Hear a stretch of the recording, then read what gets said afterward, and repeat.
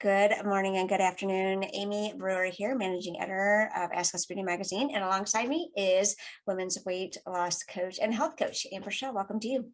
Hey, thank you. Thanks for having me. Awesome. Thank you so much for being here. And I am super excited to be able to have a chance to talk with you about the meaningful work that you do and just kicking it off with your mission. Would love to hear a little bit more about you, your mission, your story. So over to you.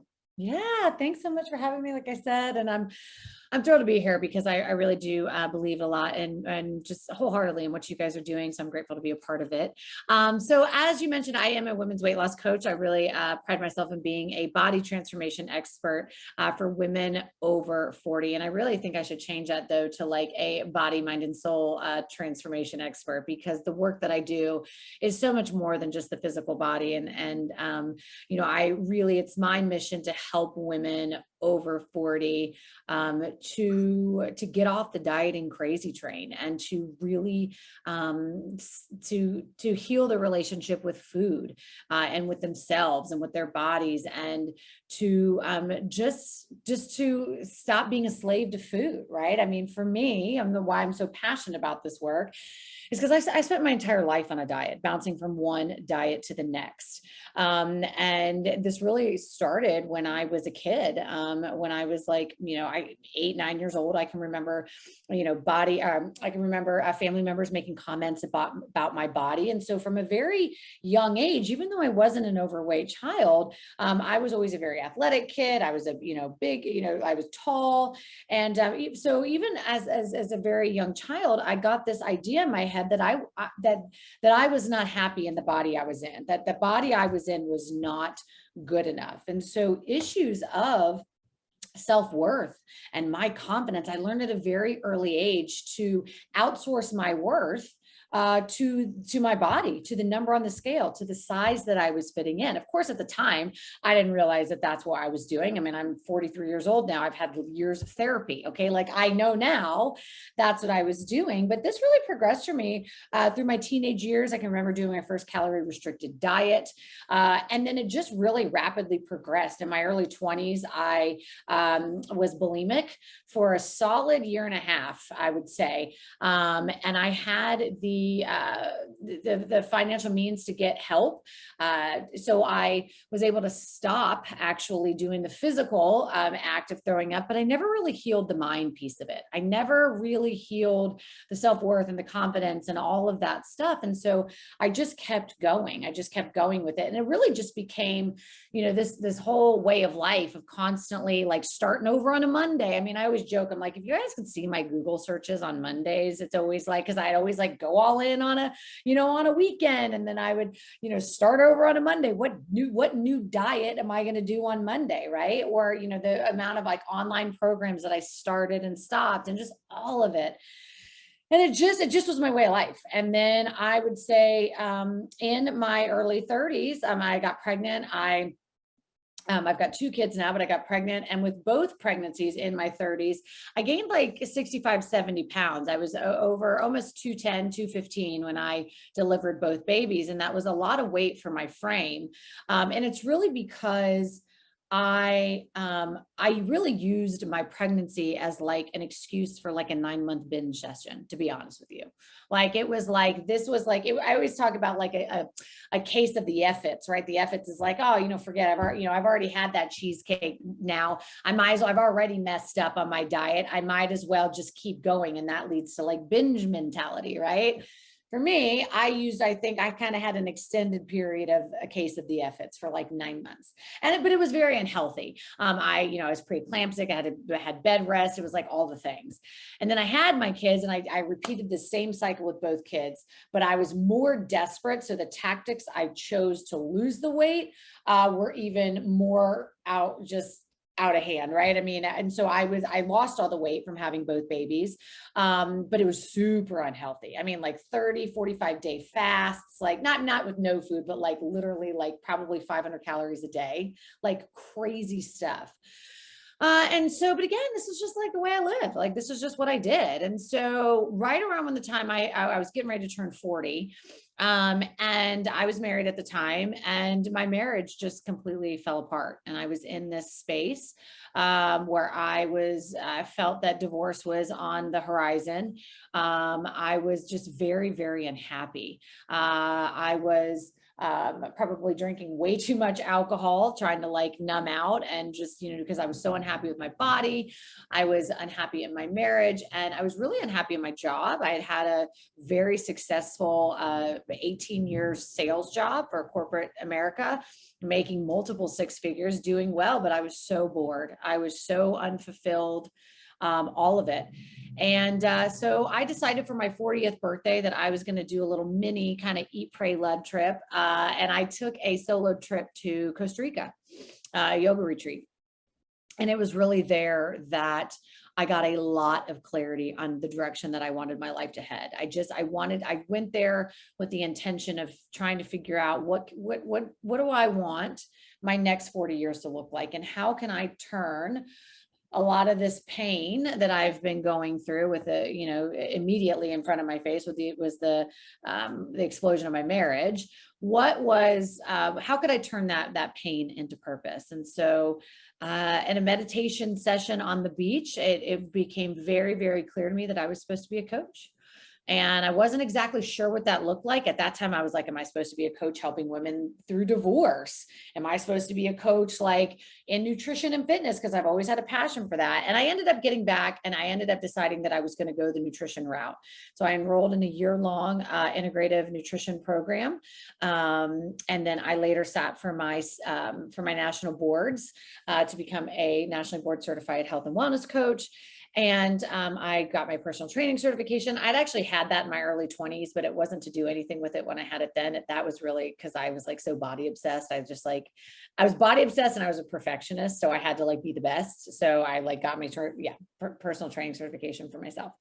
And that really is what just started this whole journey for me. And at the time, when I got into the integrative health program, I was very broken. I realized that I was so miserable in my body, and I had to figure out how to heal this within myself. I had to stop being so critical of my body. I had to stop doing all the dieting. I had to stop having all the shame and the guilt and the anxiety around food. I was so tired of like, every time, and I know there's a lot of listeners that can resonate with this because I talk to women all the time that experience this, but like having anxiety about going out to dinner, having to look at the menu ahead of time to like figure out like, what can I eat on there? Like just all of it, like it just ruled my life for so long. And so during that program, I really, along with a lot of therapy, just did a lot of work on myself.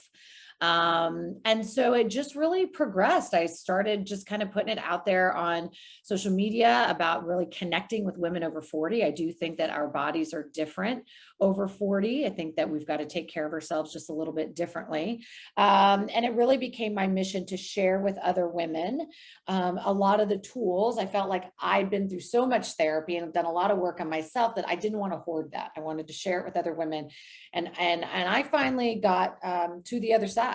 And now that's really my life's work, is helping women, because what I realize, and what a lot of women, we were talking about this before we hit record, but what a lot of women don't realize is that, the losing the weight, that's just like that's just the jump off point, right? It's like, what I realized is that, the very first step for me of like a full transformation, really like just mind, body, and soul, was actually just stopping the damn dieting. That was like the very first step to healing myself and starting to feel better about myself. And so, now I coach women to heal their relationship with themselves, to stop all the dieting, to still lose the weight, but to do it in a sane and sustainable way.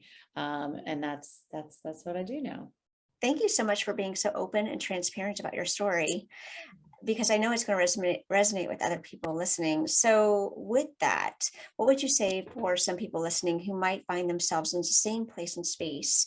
What advice would you have for them to get out of that? From the same space of what, from like wanting to stop dieting Yeah, or, well, just yeah, wanting to be in a better place. There's a lot of folks listening that might be, in a hard time, whether it's, financially, emotionally, yeah. things are happening, certainly with the dieting that could play into it too. But if you want to pull out of it, do you have any advice for those listening that could be helpful to getting to the other side like you did? Yeah, for sure. I think where it definitely starts is really getting quiet with yourself.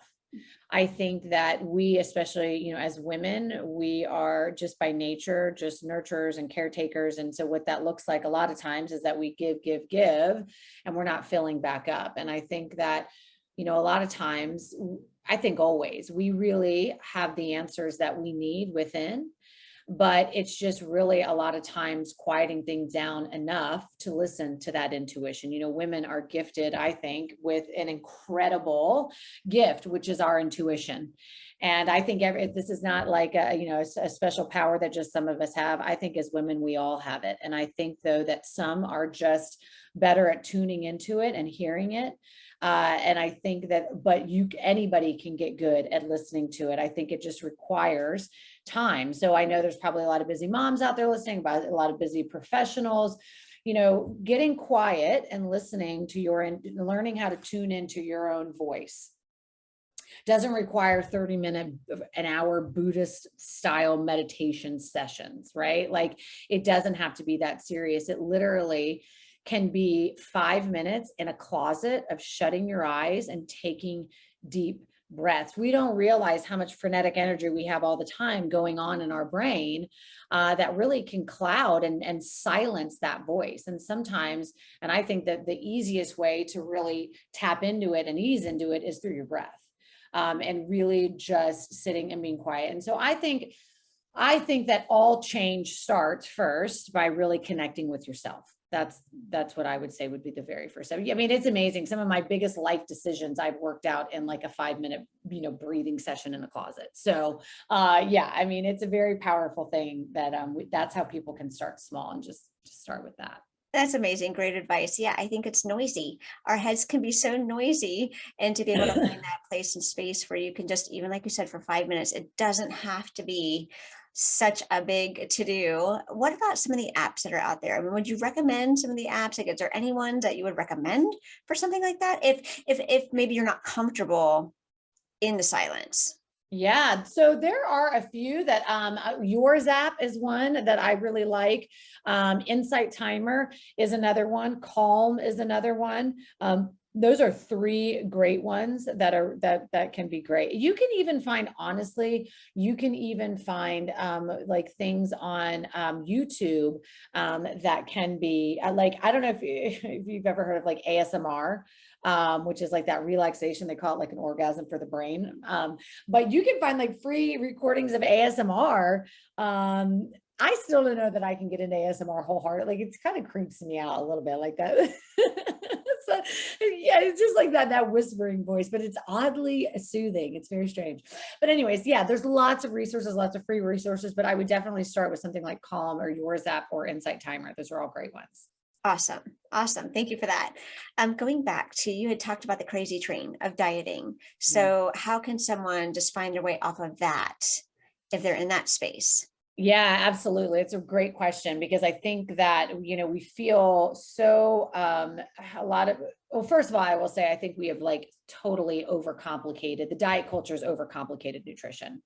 Nutrition doesn't have to be that complicated. What's more important is that you're just consistent. Like, if you can do things, make healthy choices, like most of the time, like, and it doesn't even have, I'm not talking like eating plain chicken breast and kale all day long. Like, it's really just about being more consistent. And I think what happens is we just, with all, like, diets are like the big new shiny object, right? It's like we try one, and then because we expect, a lot of times these diets are like really too restrictive, and they're not designed for anybody to stick to them long term. And the more you do diets, and this is why I think particularly women over 40 struggle with diets, it's because the more you do diets, the more it's relying on like willpower that just isn't there anymore, because it's like willpower's a muscle and it fatigues, right? So it's like someone in their 20s starting a new diet. Yeah, they can do, keto for however long. But by the time I feel like you get to my age and above 40s, 50s, and plus, it's like, man, you've done all the diets, right? And it's like, so it's just, I think that we've really, really overcomplicated it. And I think that, and this is one of the very first steps in my 5-step signature method that I teach, sane and sustainable weight loss. I teach this in my 8-week program, Master Your Nutrition, Master Your Body. But the very first step in my mama method, so the very first step is getting more real food. And honest to God, it really can be as simple as getting more real food and focusing on portions. Because when you are limiting stuff in a box or a package, it's an amazing thing. And I'm not talking about completely cutting it out entirely, like that's not realistic. But when you are able to really shop the perimeters of the grocery store, right? That's where all the real food is, around the perimeters. And you're able to get just more real food, a simple tweak, more real food, you will naturally go into more of a calorie deficit. And you don't have to work as hard because you're focusing on portions. All of the high calorically dense food and high in saturated fats and trans fats and all of that is typically found in a processed or a package or a box for the most part. And so I think that it really can be as simple as that, as getting more real food. That to me is step one. Okay, I have to ask, what would you say, like the 5 top real foods that you would recommend that everyone should have in their diet? Oh, okay. So, well, I mean, so you're talking about specific foods, not like specific, like not like the macros, not protein or not. Okay. So you're talking about specific foods. Yes. Okay. I do think that everybody should always have and this could be whether or not you're an animal protein or a plant protein. You always need to have a protein source, like whatever it is, like on stash, right? So I think that, for me, I eat animal protein. I always have chicken in the fridge. Like for me, I always have chicken, and I actually because a lot of times I'm on the go and I've got to cook stuff on the fly. So Kevin's Naturals makes this. You can get it like Sprouts, Whole Foods, and all of that. And it is like chicken that is cooked sous vide. Because a lot of times if you get chicken that's already done, it can be rubbery and this is cooked sous vide. So all you have to do is quickly heat it up, and it comes with all of these really good sauces, and that's really simple. So I think just always having a protein source on the fly. The second one is avocados. I would absolutely say avocados. It is a major, major superfood. Not only is it good because it's a superfood that can help with hormone balancing and just your vitamins and minerals, but also because it's a source of good fat, that's what's going to keep your energy more stable. It's going to keep your cravings down. It's going to keep you more satisfied. And so that's a big one. And so that's also going to keep you, I think, fuller longer throughout the day. Okay, so let's see. So we've got avocados. I'm also a big fan of always having berries, so blueberries and strawberries. Not only are they low glycemic fruits, so they're going to keep your blood sugar levels a little bit lower when you eat them. So it's going to, again, help with cravings, help with energy, all of that, help the way that your body stores fat, because how it affects your insulin levels. I would say that, plus they're antioxidants, so they're going to be great for, aging, anti-aging, right? So I would say definitely blueberries. So we've got blueberries, strawberries, raspberries, all the berries. We've got avocado, we got a protein source. My next one, honestly, is I would say spinach. I always have fresh spinach in there because in the fridge. And because spinach is one of those ones that, number one, because I think it's so important at every meal to get lots of greens, right? So that's an easy one to where I want to make a jam-packed smoothie. Then I am throwing 2 big handfuls of spinach in there, and it blends up so easily. Kale can be a little bitter and it doesn't blend up as well. So I would say kale. I mean, I would say spinach because it blends up and it doesn't overpower the taste. Plus, I like to saute it up very easily, in my eggs or whatever, make a salad with it.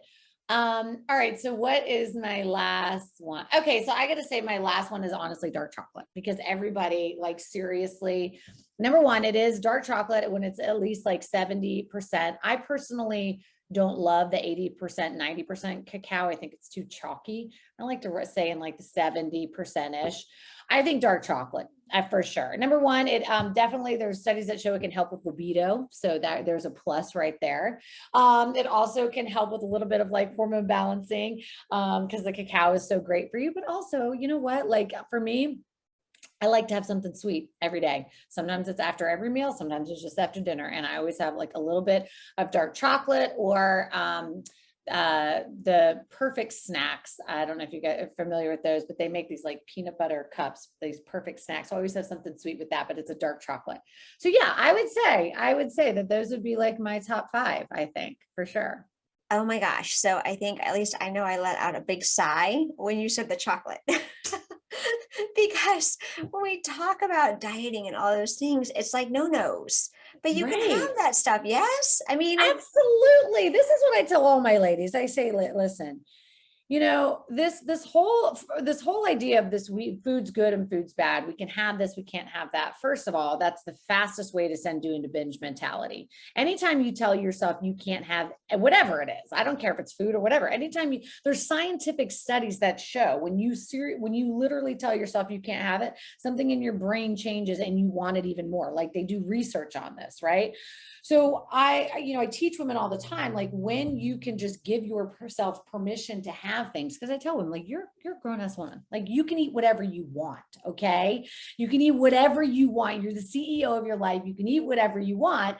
And when you can come from a place of telling yourself that you can have it, then you start to create space for actually figuring out if you really even want it.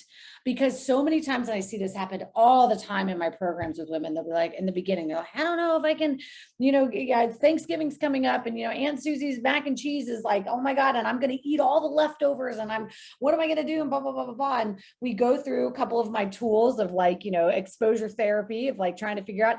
And every single time they come back, they're like, I actually realized I don't even like Aunt Susie's mac and cheese. Like, I actually don't even like it. And it's a major, I always call it, it's like a major Jedi mind trick. Something happens. It's like when we can tell ourselves that we can have something with that, it really just takes away a lot of that binge mentality. And again, when you can remove a lot of the binge mentality, it allows you to stay more consistent with healthier choices.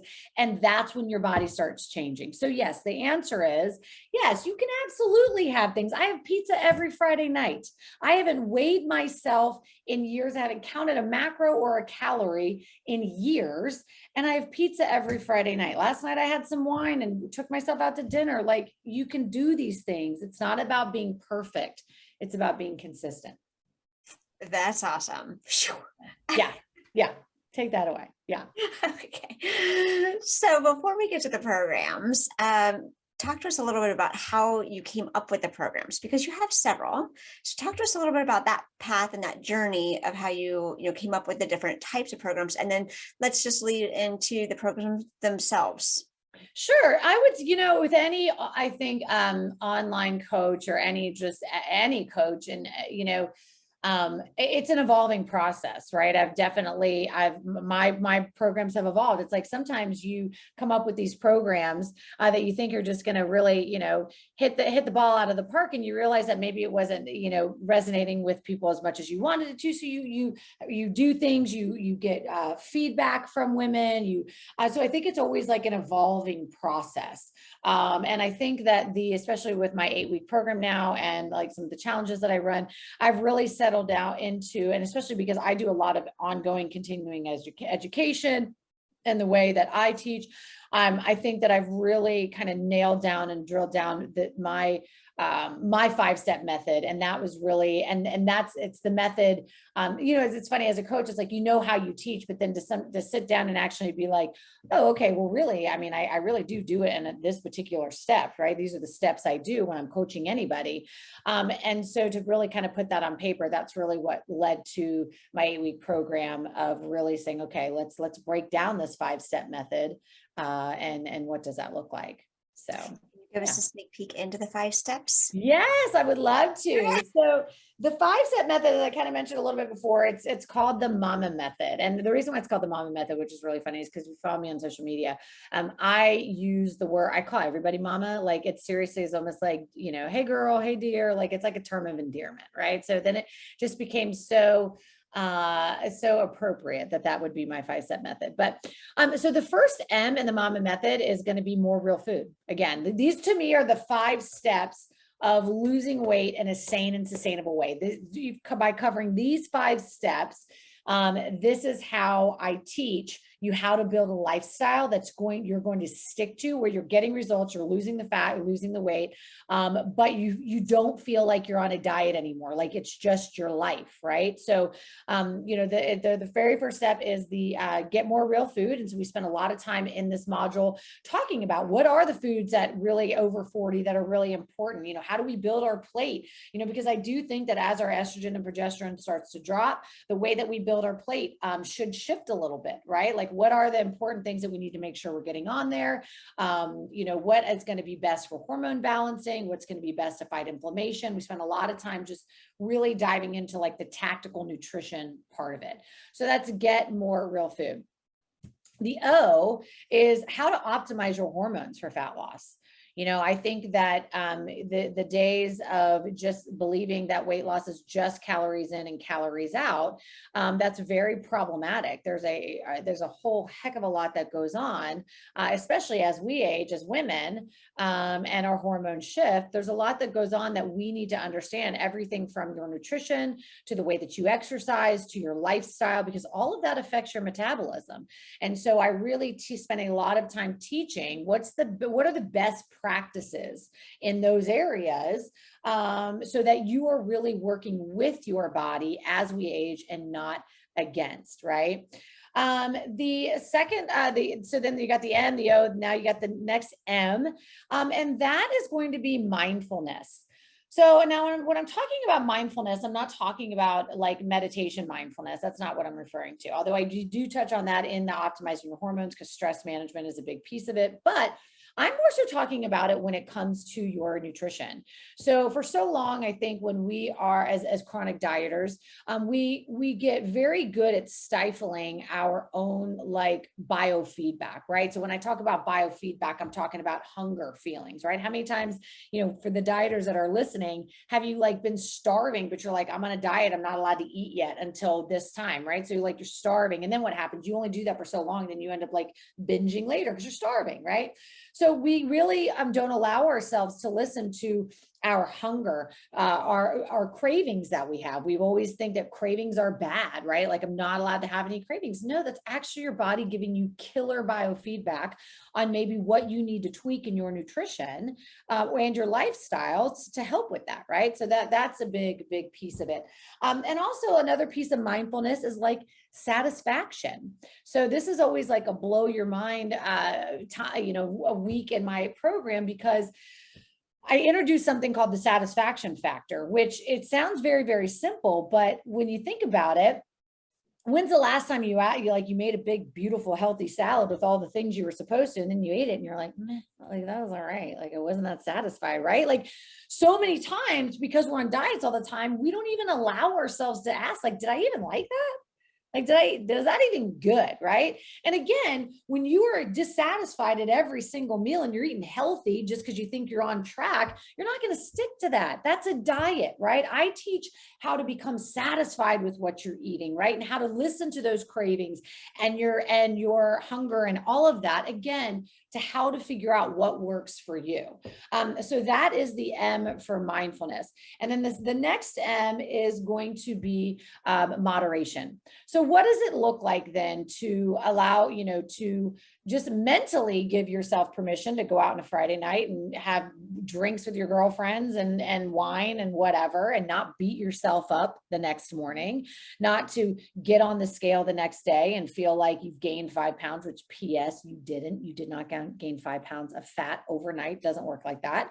But what really tactically, like what does moderation look like, right? And it really is kind of how you really master moderation is being able to master the mindfulness piece of it. Because when you are really, when you get to the point where you're truly satisfied all throughout the week with like what you're eating and all of that, moderation actually just kind of naturally happens, because you no longer have that feeling of like, oh my gosh, someone's having a birthday on Friday night. Well, I haven't had anything sweet all week. So, I'm going to eat a piece and a half to where I feel sick or whatever, like a big old piece. If you've been working on being satisfied all week long, then you get to Friday night and you got the birthday and you're like, I had a piece. I'm like, oh, I'm going to eat maybe half of it. I feel satisfied. I feel good. And what did you do right there naturally? You just moderated. So that's what that is, right? And then the last one is the absolutes. And this is talking about the 3 absolute things that I think need to be a part of every single meal. And it's kind of the foundation for building your plate. So that's the Mama method. In that, I didn't hear anything about the whole, I have to work out 8 hours a day. So talk to us about that, whether it's a myth or any information that you can give us around that. Yeah, it's really interesting. And I think this is something I talk a lot about this. And this is something in my 8-week program that we talk about a lot in the optimizing your hormones module, because a lot of what we know about exercise, and like, especially as we age, that is bad advice. That is bad advice, because what's really important hormonally and hormones play a big, big role in our ability to lose weight, right? It is like a fine balance that we want to constantly be striking. And one of those hormones that affects it is cortisol. And a lot of times we know about cortisol is like the fight or flight, hormone when we're stressed out and all that. But what a lot of people don't realize is that you can actually start to increase cortisol in your body by and your body naturally releases cortisol in your body when you have a hard workout, right? It naturally does. The problem, though, is that you don't want that to be too much. When you start overproducing cortisol, meaning like you're doing these HIIT workouts or your CrossFit workouts, or you're going out and running 5-10 miles or whatever, and you're doing it without giving your body proper rest, and you're doing it too many days of the week, your body starts to overproduce your cortisol. And that creates, not only does it create a whole host of problems when it comes to like inflammation in the body, disease and all of that, but also it can ultimately affect the way that your body stores fat, because it directly impacts your insulin. And so it's really important to know that more is not better. I highly recommend, I get asked this question all the time, like, how should women over 40 exercise? What's the best way to exercise? And I said, listen, you can do what you did in your 20s. That you can do that in your 40s, but you just have to be smart about it. Number one, you need to make sure you're absolutely stretching before and especially after, right? Doing a really good dynamic warm up and then a really good cool down. I see women skip the stretching all the time, and it blows my mind. So you need to definitely make sure you're stretching. When it comes to the high intensity workouts, because I do believe that strength training combined with interval training is the most efficient and effective, like fat burning, metabolic, just metabolically the best workout. But you do not want to be doing more than like 3, max 4 days a week of that. Again, it starts to put too much stress on the body. You need to give your body time to rest. So I recommend always women, doing, depending on how experienced you are and what you work out, how many days a week you work out, but also working in a day of like Pilates or yoga. And so my personal workout schedule is I do 4 days of interval style training. And then I am doing a day, or sometimes I'll do 3 and then I'll do 2 days of yoga, or I'll do 4 and 1 day of yoga. But I always have 1 day of yoga and 4 days of high intensity. And so that's really, really important. More is not better. You're actually it's like counterintuitive. You're actually just slowing your body fat loss down. So for all you ladies listening, raise your hand if you skipped cool down or the stretching. Yeah. Why is that so important? Stretching and flexibility is just key, especially as we age. Number one, it's going to help fight, it's going to help prevent injury, which is why we need to be more flexible. Number two, it's also going to help with your performance. The more flexible you are, the stronger you can be, right? So it's really important there, but it really is just super important for, again, just helping to prevent injury and really to stretch those muscles out so they don't tighten up.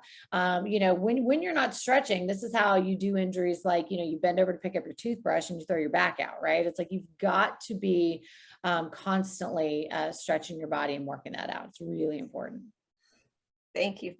Thank you for that. Yeah. I mean, it's crazy. I know I've skipped them before. So this is just a good reminder to myself. Yes, you need to stretch. Yeah.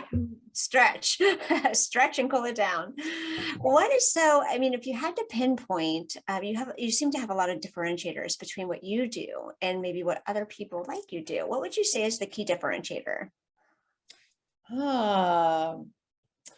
I think the big difference is that, number one, I'm working my approach, it's like, you've got your tactical coaches, right, that are teaching macro counting and, like, just how to intermittent fast. And, so they're teaching that piece of it. Right. And then you've got your, like, intuitive eating coaches, right, who are teaching a little bit more of, like, just eating intuitively and all that. And I think I really am kind of a combination of combining, like, the both, right? Like, I'm going to give you the tactical side of, like exactly, like, educate you on nutrition and hormones and all of that. And I'm going to give you, like, the black and white, stuff. But then we're going to dive into the psychology of it, honestly, because in my opinion, that's what differentiates between being on a diet and making it a lifestyle. I can teach you all day long how to build your plate, how to do a more clean eating lifestyle, how to really, what to do to optimize your hormones. That's what we spend the first, like, 4 weeks doing. The second 4 weeks, so that's when we dive into like I said, the psychology of it. And I feel like if you don't have that piece of it, then what we were doing in the first 4 weeks is just another diet, and you're not going to stick to it. So for me, that's where I know the power is, for sure. And, I would say too, I'm not to toot my own horn, but I will for a second. I am very invested in my clients when I coach them. My online programs, it's not like you just do a one-on, like you buy the program and you see me, like, once and that's it. No, we come together every week on a Zoom call. I'm in we have a private Facebook group where I'm in every single day, multiple times a day. It's very important to me that when you do a program with me, you have access to me directly, because I know that I've done programs in the past where they're just online programs, and unless I had actual, like, connection time with a coach, I wasn't going to stick through it. So it's important to me that women see it through to the end and feel supported. And I think that I do a really good job of that. Absolutely. Thank you so much for that. Before we start to close it down, I just have a couple more questions. The first is on nutrition. So for someone who's maybe not looking for the dieting piece, but knows that they are struggling with nutrition, talk to us a little bit about that and how maybe the body changes over 40 and why it's really important to have some added focus in that area. So are you saying just maybe struggling with, like, not knowing what to eat, or? Yes. So the nutritional value of food, maybe they don't have the proper diet. Maybe they know, like, okay, I'm off track here. Or maybe some of the changes that can happen at women over 40 and making sure that they're getting the nutrition that they need. So whether it's like your hair loss or your skin, or anything like that, is there anything that can play into it and why it's so important just to have a good balanced nutrition and diet? Yeah. I mean, I think, some of the biggest thing, if you're just not sure about nutrition, kind of a very first step is to start, as I mentioned earlier, start really paying attention to how much stuff you eat in a box or a package. Number two, start really paying attention to how much added sugar you eat in your day. And I'm not just talking about, like, candies and cookies, the obvious ones. Like, I always teach my clients how to become a label ninja. And what I mean by that is start paying attention to what you're putting in your body, right? Food, the quality of food matters. So if you're not eating, food that came fresh from, the ground or a tree or, like, whatever, or animal or whatever, and it comes in a box or a package, pay attention. What are, the ingredient list should be very simple. And it should be, the ingredient should be recognizable as food. And if it's not, then move on and find an alternative. There's so many more options now with food, where food companies are being more conscientious of making more simplified and natural foods. And so just start paying attention to that. Start paying attention to, again, the added sugars. I'm not talking about just, if food a lot of times has sugars in it, that could be from fruit, that can be from a lot of things. We really want to pay attention to the added sugars. So the reason why it's so important to start really just focusing on more balanced approach, right? Keep it simple. The stuff you learned probably in the 5th grade, like getting more lean quality proteins, getting lots of veggies. Like I think half our plates should be filled with vegetables, right? So getting lots of veggies, starting to work in some of the good fats, right? Like your, like I said, avocados and just different seeds and nuts and nut butters and good oils, like start to work in some of those. Don't be afraid of a carbohydrate. Good God, eat a carb, but there's quality carbs, right? So I'm talking about as opposed to, eating, just white pasta, maybe look at like your brown rice and your quinoa and your barley and your oats and all of that. These are going to be just more quality carbohydrates, have not been stripped of their nutrients. So that's really important. Getting fruits, again, so fruits are a good idea. And the reason why this is so important is because the days of just looking at our food as we age over 40, as just calories in and calories out, you're doing yourself a real disservice, because we cannot afford at this point to look at our food like that. Food is medicine. Food is our medicine. Food has the ability to create disease. Food has the ability to create inflammation. It also has the power to heal us. And so I think that it's very, very important to stop living with, our heads in the sand, that we can just eat whatever we want. If you want a long and healthy life, you need to start paying attention to the food that you're eating. And that's really important. And I would say why it's even more important too for women over 40 or men over 40. It's just that our bodies do start to shift hormonally, and that, our bodies act as one. And so that can start to shift things with our health and all of that. So, and I think too, as we age and our health starts to just naturally decline, we need to be doing everything we can to help prevent that. And it starts with our food for sure. All right. So getting started, just how to get started. How to get started. Do you have to be in a good mental place or space for that? Or is it just reaching out to you? And if so, how can people get in touch with you? Sure. Well, first of all, I'll say there's never a good time. Okay. Like there's always going to be something like, well, I got this vacation next week, or I got that. No, life's always going to get in the way. Life's always going to get in the way. You just have to start. So yes, you can reach out to me on Instagram. I love getting DMs, just hearing your story. And I'm always a very straight shooter. Like I'll always ask you, like, what are your goals? A perfect example. I had a girl the other day message me and wanted to know about coaching, just working with me one-on-one. And I said, when we were talking about her goals, and she said, well, I think I'm still in the mindset that I need to like count my macros to get me where I want to be. And I said, well, then I got to be honest with you, I'm not the coach for you. That's a different thing. And that's not my methodology. So I'm always very transparent in the way that if I feel like we're a good fit or not. So yeah, I would love to hear from you. Reach out. I also have a podcast, The Wellness Revolution with Amber Shaw. And on that podcast, we talk nutrition and fitness and relationships and dating and really like all things life after 40. So I do a lot of good like trainings and tips and conversations over there too. Awesome. And you can also catch Amber in the past edition, our New Beginnings issue of Ask Us Beauty magazine, as well as future editions, as you are an ongoing contributor. So thank you so much. Thank you. Thank you so much for being here with me today and for sharing your expertise with us. I know that this is going to be so helpful to those who are listening. And of course, yeah, absolutely. Find Amber on Instagram. We'll also pin it to this particular recording as well, so you'll be able to find her and connect with her easily. Thank you so much, Amber. Thank you. Appreciate it. Have a great rest of the day. Thanks. Take care.